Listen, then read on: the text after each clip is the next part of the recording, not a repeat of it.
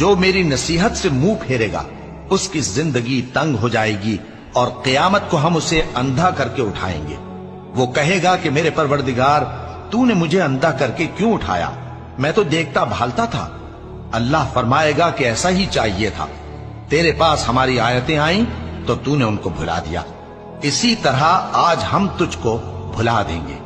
और जो शख्स हद से निकल जाए और अपने परवरदिगार की आयतों पर ईमान न लाए, हम उसको ऐसा ही बदला देते हैं।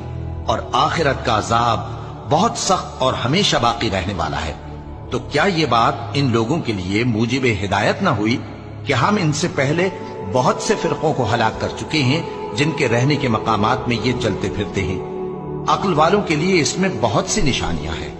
और अगर एक बार तुम्हारे परवरदिगार की तरफ से पहले सादिर और जज़ाए अमाल के लिए एक मियाद मुकर्रर न हो चुकी होती तो नुज़ूल अज़ाब लाजिम